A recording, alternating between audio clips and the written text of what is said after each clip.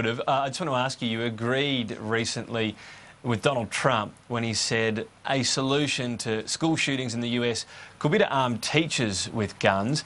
I'm just wondering, is there anywhere in Australia, organisation or anywhere where you think this could apply here? No, I don't think so. We don't have a history of mass shootings in Australia.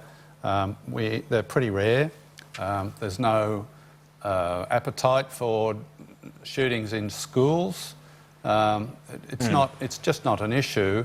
We do have a self-defence issue in this country, and not specific to schools, in that since the gun laws in 1996-97, not only did they severely restrict supporting shooters, but they also prevented anyone at all from taking any practical steps to protect themselves, so non-lethal means of self-defence, such as pepper sprays and tasers and mace and those sort of things, which are not even regulated overseas. They're absolutely prohibited weapons in Australia. And then, you know, lethal, potentially lethal, but less lethal than guns, such as knives. It's not legal to carry them either.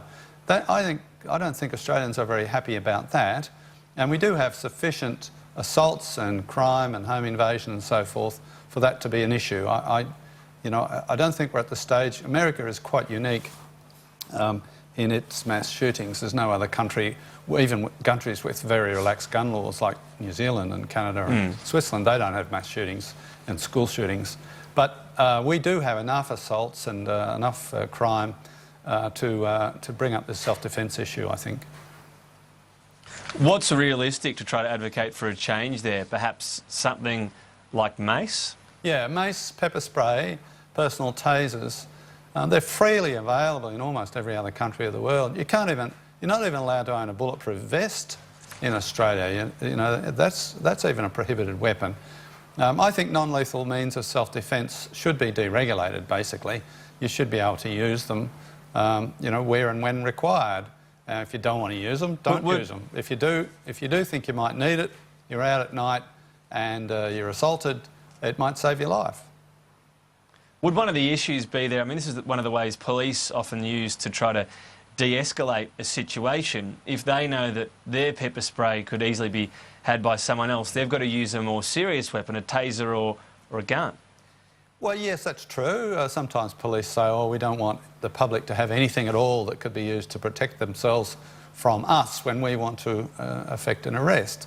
But of course, the police aren't there all the time. The old saying is when minutes count, when seconds count, the police are minutes away. You know, they can't be there. And most assaults occur in the absence of police, and they turn up to take witness statements and clean up the mess and hopefully find out who the perpetrators were and do something about it. More often than not, they don't do that. But so, you know, they can't very well say, well, it's going to affect us mainly. Mainly it will affect the victims of assault. Liberal Democratic Senator David Leyonhjelm, thanks for your time today.